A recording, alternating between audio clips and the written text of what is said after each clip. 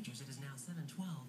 Here's Lester. All right, and thanks. The city of Rapid City, South Dakota is probably best known for its proximity to Mount Rushmore, but 40 years ago, a flash flood put that city on the map for a very different reason. NBC's Kevin Tibbles is in Rapid City this morning for us. Kevin, good morning. Lester, on that day 40 years ago, the panicked residents of Rapid City would have been frantically searching for loved ones swept away by a wall of water that wiped out much of this town. Today they pause to remember, but also celebrate what Rapid City has now become.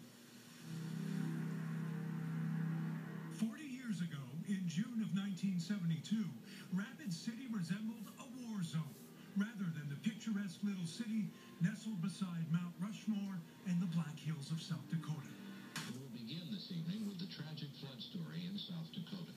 And the property damage will be in the tens of millions of dollars.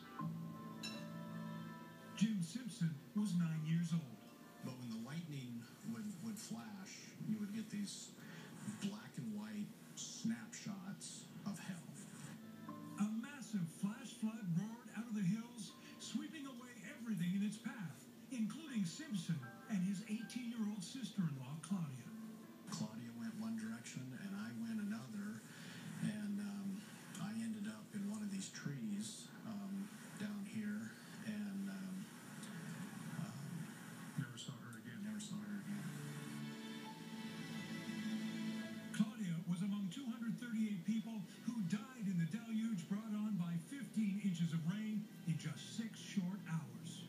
Simpson clung to the tree until being rescued by the National Guard. Total devastation. More than 1,300 homes and businesses swept away, along with 5,000 cars. No one knows precisely how many people were left homeless by these floods. Damages topped $100 million even 40 years ago. It looked just like a junkyard out here. And there was a cloud of death that just surrounded the entire Rapid Creek area through the city here. Don Barnett was the city's mayor back then. He was only 29 years old. He'd never been on national TV before. I sincerely hope that by the end of next week we can begin to do some construction to put these suffering people into homes. For survivors like the Bernaisi family, the muck and misery was overwhelming. Mother, father, and all 6 children survived. I remember the sounds. I remember the trees being down, the chaos, and then I remember the people. Their home somehow remained standing, but was full of debris. Still, Ken Bernaisi vowed to remain in Rapid City. Won't happen again in our lifetime. Trudy gonna come up and Today, he is 86 years old. And you weren't going to let the flood chase you out? No. We'd have probably built right back on the creek if we could have. But no new homes would ever be built along Rapid Creek again. Families were relocated to higher ground. Instead, the city went about creating an elaborate and beautiful series of parks, bike paths, and golf courses.